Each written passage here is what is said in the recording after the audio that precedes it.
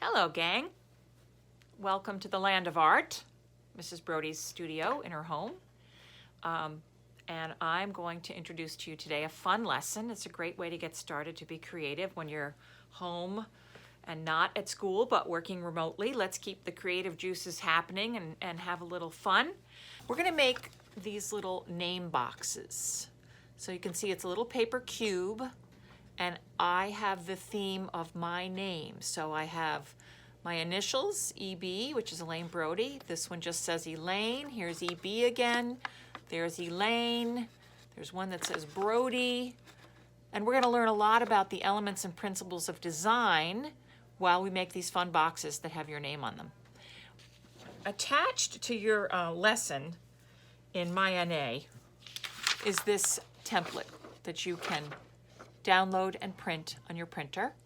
And if you don't have a printer, there is another video that you can go to where I actually create this template and I show you how to make your own template if you can't print this one. All right? But let's get into the work at hand, which is, and I think just so you can see more clearly, I'm going to put this pink piece of paper behind so you can see where I'm working. All right, so 1, 2, 3, 4, 5, 6 different sides. And so I need 6 different ways of writing my name. And that can be very creative and fun. As you can see, first name, last name, initials, whatever you'd like to do. So I'm going to show you how to do block letters or bubble letters. If you have to fit a word into a given space, the best thing to do is to write the word down next to your work area and count the number of letters. 1, 2, 3, 4, 5, 6. Where's the middle? Well, it's right here. 1, 2, 3, 1, 2, 3. So I'm going to draw a light little line right across the middle of this box. And I'm going to start with I-N-E on this side. And then I'm going to work backwards and I'm going to put A-L-E. And lo and behold, it fits perfectly. So that's a little trick. Now, in order to make this more dynamic, let's get rid of my guideline. These are just stick letters right now. I want them to be bigger. So what you're going to do is you're going to go around the letter, each letter, as if you're building a fence. And you're putting a fence around the letter, all sides of the letter.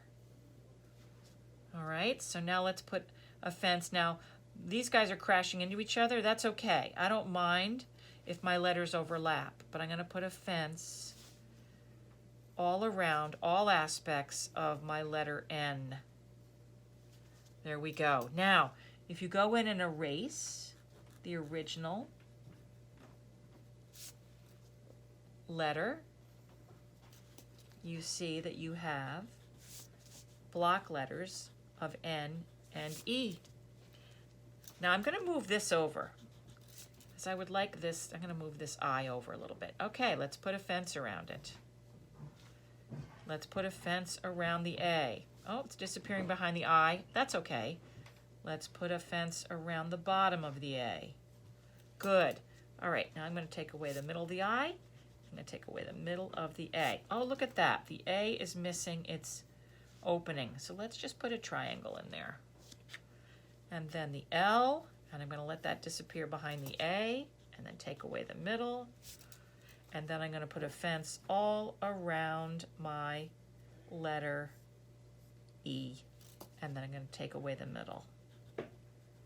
Okay. And now I have the name Elaine in nice block letters.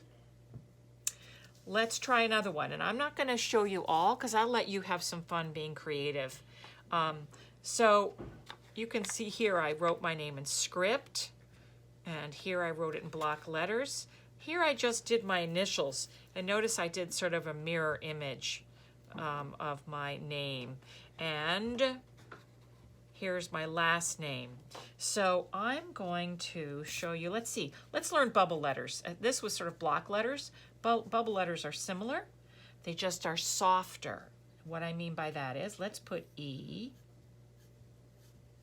B. And I have to leave some room because I'm going to go around them, remember? So let's shorten that. Okay, there they are floating in the middle of my box. If I make soft fences, everything is soft, everything is curved, and I'm going to make a soft fence in here, you will see that when I take away the guide letter in the middle, I have bubble letters that say EB. And you can always tweak this. This is a little bit puffy for me, so I'm going to bring this a little more vertically. There we go. You can tweak. You can tweak until you like it. All right. All right, so let's say I've covered all of these with different kinds of different approaches to writing my name or my initials. The next thing is to try to come up with an interesting pattern that's around all of them, so that it's not just your name, but that there's actually some other stuff going on, right? So I'm going to, I think here I'm going to do a whole bunch of lines. So I'm going to create a line underneath, and then another, and another. Maybe one more. And now I'm going to put lines in a different direction. And then I'm going to do some in the middle. And I'm making this up as I go, guys. So we ended up with kind of an interesting structure, right? Looks like a structure of some kind. All right, I'm going to roll with it. I'm going to go on the other side, and I'm going to cap this off with the same 3, 4, 5 lines, just like this. And then I'm going to do the same thing here. And I'm going to put some here and here. That's kind of cool. I like that. I might leave it just like that. And then I'd fill in with marker, which we're going to do a little bit later. All right? So you get the idea. You can put in zigzags, stripes, dots. Here I have, polka dots. Here I did this in perspective a little bit, and then I drew it in around the edges. So I'll show you that, and then I'll let you work. So doing it in perspective. Okay, so let's just put the letter E. Nice big letter. And let's turn it into a block letter with our fence. There it is. And let's take away the guide on the inside. And now I have E in a big block letter. If you pick a point, and let's pick a point outside the box, okay? And you connect all of your corners. See all these corners? All of these corners, they're on this side. If I draw lines between this corner and that dot, and this corner and that dot, and you could use a ruler if you want to really be exact. Sometimes, right? I like to just freehand it, but you connect them all the way, right? Connect this one. You can freehand it or use the ruler. I'll freehand this last one. Then you suddenly get the E in perspective. Now, of course, this isn't part of our box. We're going to fold this box up and all this stuff's going to go away. That just provided you with a vanishing point. As a matter of fact, let's put that point back in and let's see what happens with this corner. Does it? Oh yes, from this corner to the point. There you have it. And then you can either leave it like it's going off into space, or you could draw parallel lines to the original. Remember where all these dots were? Well, if I draw an exactly parallel line here, and here, and here, and then I erase what's left, I suddenly have the letter E three-dimensionally drawn. Oh, now let's see. Something has to happen here, right? Yeah. So I'm going to draw a line in like this, parallel to this, and a line in like that. And there we have it. Here it goes right off the corner, so I can't see the edge. So that's pretty advanced. That's a perspective lesson right there. And if you were like, what the heck did she just do? I couldn't follow that. Then don't do one in perspective. Find other ways of doing your letters. And perhaps if you rewound the video and watched me do it once or twice or 3 times, you might get it, right? If you didn't get it this first time that I demonstrated it. All right, so I'm gonna leave you to it. You're gonna fill it all in until it's all in pencil, and then I'll be back to show you about marker. Okay, so here we have my drawing with all my names on each facet of this box. I've done it in pencil, and now I'm filling it in with marker. And what I want you to notice is the difference in the dynamic quality of and the readability of the names and the initials on the different surfaces. And this is very bold, right? Really easy to see and quite dynamic. So line and shapes can have a variety of weight. It's called visual weight.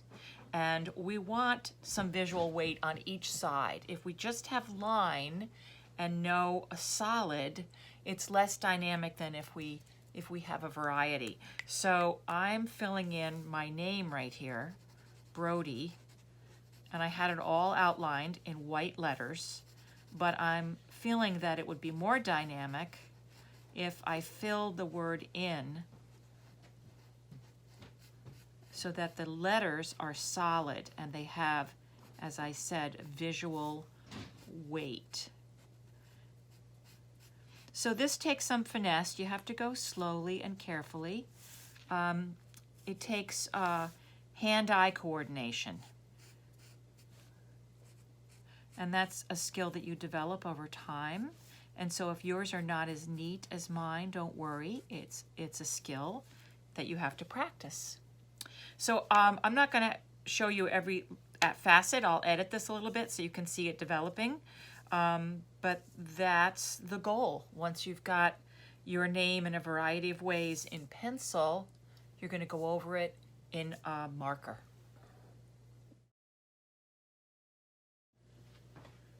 Okay, so I've finished coloring in all of my designs so that they have some visual weight. And now I am cutting out the design. And you're going to want to cut around the periphery, the edge, being careful not to cut these little side tabs off, right? We didn't put any designs in there because they're going to be folded under and they won't be seen. But they are important. Don't cut them off, as you'll need them to build your box.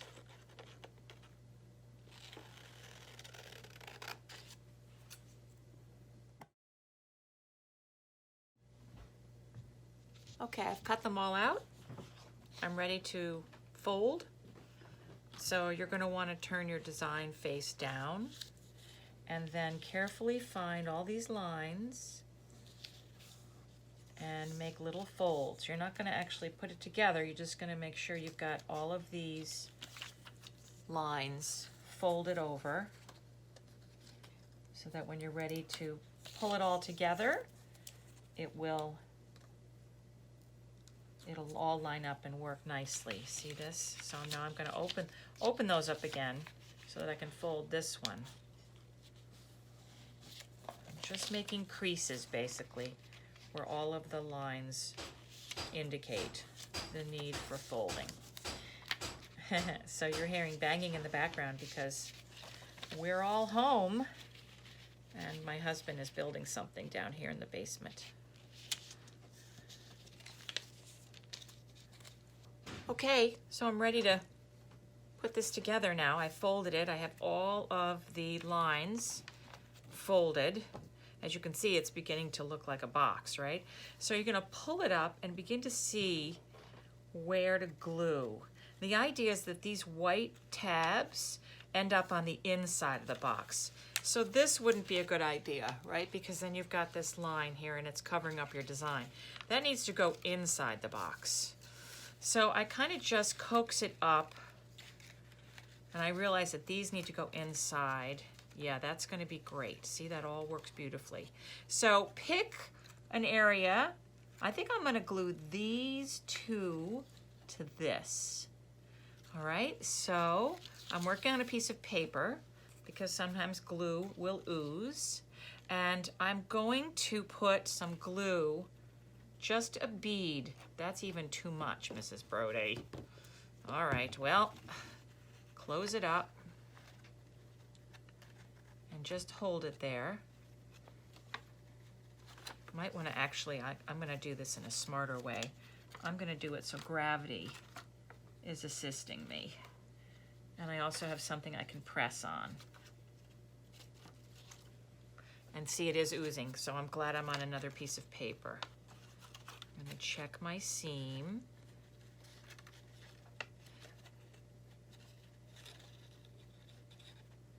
Okay, that's doing beautifully.